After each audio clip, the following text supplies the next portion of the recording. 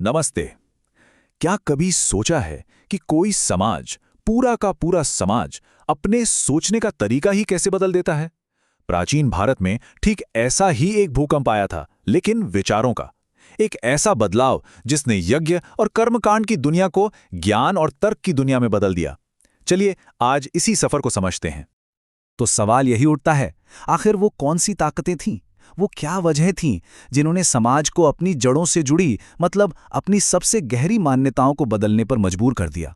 और देखिए, ये सिर्फ इतिहास का कोई पन्ना नहीं है, ये कहानी है कि हम इंसानों की सोच, हमारी समझ कैसे विकसित होती है, कैसे आगे बढ़ती है। हार्वर्ड यूनिवर्सिटी के माइकल विट्ज़ल का कहना है, और ये बात बड़ी दिलचस्प है, कि समाज का बदलना बिल्कुल बायोलॉजी जैसा है। मतलब छोटे छोटे कदमों में ये बदलाव एक पीढ़ी से दूसरी पीढ़ी तक जाते रहते हैं। तो वैदिक भारत में जो हुआ वो कोई एक रात की क्रांति नहीं थी, नहीं, बल्कि वो तो ऐसे ही हजारों छोटे छोटे बदलावों का नतीजा था, जो धीरे धीरे जमा होते गए। तो चलिए सबसे पहले और सबसे गहरे बदलाव की बात करते हैं। ये बदलाव आया समाज के ताने बाने में ही। हम बात कर रहे हैं उत्तर वैदिक काल की। इस दौर में एक ऐसी व्यवस्था ने जन्म लिया जिसने लोगों को उनकी भूमिकाओं में, उनके किरदारों में हमेशा के लिए, हाँ, हमेशा के लिए बांध दिया। ये जो तस्वीरें हैं, ये हमें उत्तर वैदिक काल के जीवन की एक झलक देती हैं। और यहाँ एक बात साफ दिखती है, समाज अब पहले से कहीं ज्यादा कठोर हो गया था, नियम कायदों में बंध गया था। सोचिए, जहाँ पहले थोड़ा लचीलापन था, उसकी जगह अब एक मजबूत, एक स्थायी ढांचा खड़ा हो चुका था, जिसे हिलाना आसान नहीं था। तो सवाल ये है कि ये नई संरचना थी क्या? इसे नाम दिया गया वर्ण व्यवस्था। और इसकी सबसे बड़ी, सबसे अहम बात जानते हैं क्या थी? ये किसी की काबिलियत या योग्यता पर नहीं, बल्कि जन्म पर आधारित थी। मतलब कोई किस वर्ण में पैदा हुआ है, बस उसी से तय हो जाता था कि उसका पूरा जीवन कैसा होगा, उसकी भूमिका क्या होगी। अब देखिए, किसी भी नई व्यवस्था को जमाने के लिए, उसे मजबूत करने के लिए एक आधार चाहिए होता है। और यहाँ एक धार्मिक आधार दिया गया। ऋग्वेद का एक बहुत प्रसिद्ध भजन है पुरुषो सूक्त। उसमें कल्पना की गई है कि ये जो चारों वर्ण हैं, इनकी उत्पत्ति किसी आदिम पुरुष यानी पुरुष के शरीर के अलग अलग हिस्सों से हुई है। और ये कल्पना कैसी थी? इसके मुताबिक उस पुरुष के मुंह से ब्राह्मण निकले, भुजाओं से क्षत्रिय, जांघों से वैश्य और पैरों से शूद्र। अब ये सुनने में सिर्फ काम का बंटवारा लग सकता है, पर ऐसा था नहीं। ये असल में ऊंच नीच का एक बिल्कुल साफ, एक स्पष्ट क्रम था। और इस व्यवस्था का असर वो जमीनी हकीकत पर बिल्कुल साफ साफ दिखता था। जैसे जो सबसे ऊपर थे, ब्राह्मण और क्षत्रिय, उन्हें खास अधिकार मिले, उन्हें कोई टैक्स नहीं देना पड़ता था। सारा का सारा बोझ किस पर था? वैश्यों पर, उन्हें टैक्स देना पड़ता था।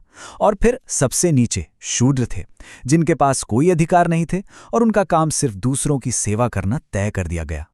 अगर इन बड़े सामाजिक बदलावों का असली चेहरा देखना हो ना, तो सबसे अच्छा तरीका है उस दौर की महिलाओं की स्थिति को देखना। उनकी भूमिका कैसे बदली, ये इस दौर के पूरे सच को हमारे सामने लाकर रख देता है। और जब हम तुलना करते हैं तो दोनों युगों में जमीन आसमान का फर्क दिखता है। एक तरफ था पूर्व वैदिक काल, जहां महिलाओं को समाज में सम्मान मिलता था, वो पुरुषों के बराबर शिक्षा पाती थीं और यहां तक कि धार्मिक अनुष्ठानों का भी हिस्सा बनती थीं। और फिर दूसरी तरफ आया उत्तर वैदिक काल, जहां उन्हें अचानक ही हीन माना जाने लगा। उनके लिए शिक्षा के दरवाजे बंद हो गए और उन्हें समाज के सार्वजनिक जीवन से लगभग बाहर ही कर दिया गया।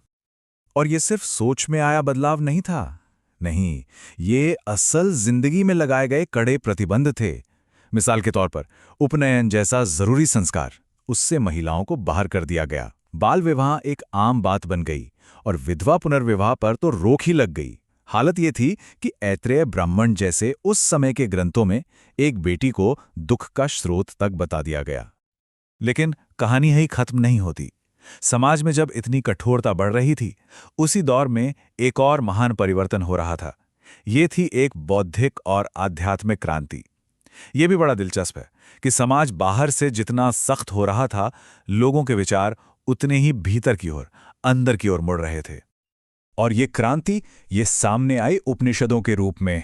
ये वो दार्शनिक ग्रंथ थे जिन्होंने भारतीय सोच की दिशा ही बदल दी। अब सारा जोर बाहरी कर्मकांडों और यज्ञों पर नहीं था, नहीं, बल्कि अब फोकस था आंतरिक चिंतन पर कि असलियत क्या है, आत्मा क्या है, ये ब्रह्मांड कैसे काम करता है। ये फर्क वाकई बहुत बड़ा था। सोचिए, एक तरफ वेद थे जिनका फोकस था बाहरी कर्मकांड, यज्ञ और देवताओं को खुश करना। वहीं दूसरी तरफ उपनिषदों ने पूरी दिशा ही पलट दी। उनका सारा ध्यान था अंदर की ओर, ज्ञान पर, आत्मचिंतन पर और परम सत्य की खोज पर।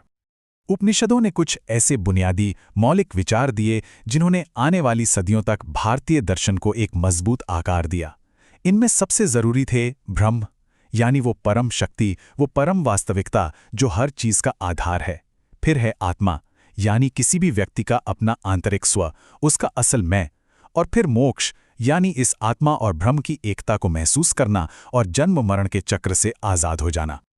और इन सब विचारों का सार उपनिषदों का शायद सबसे प्रसिद्ध और सबसे गहरा कथन है, तत्वम असि, जिसका मतलब है तुम वही हो। कितना सरल है ना? पर यह एक बहुत ही शक्तिशाली विचार है जो कहता है कि एक व्यक्ति का जो सार है और इस पूरे ब्रह्मांड का जो सार है वो असल में एक ही है। इसे भारतीय दर्शन की चोटी भी कहा जा सकता है। तो सवाल ये है कि इन गहरे विचारों का क्या हुआ? क्या ये सिर्फ किताबों में, ग्रंथों में बंद होकर रह गए? जी नहीं, बिल्कुल नहीं। इन्होंने तो एक ऐसी जबरदस्त विरासत छोड़ी जिसने आने वाली कई सदियों के लिए भारत की पूरी सोच को एक नई दिशा दे दी। ये उपनिषदों के विचार एक बीज की तरह थे जिनसे आगे चलकर दर्शन के कई बड़े बड़े पेड़ उगे। देखिए, इन्हीं विचारों से अद्वैत वेदांत का दर्शन पैदा हुआ। सांख्य और योग जैसी विचारधाराओं को भी यहीं से प्रेरणा मिली।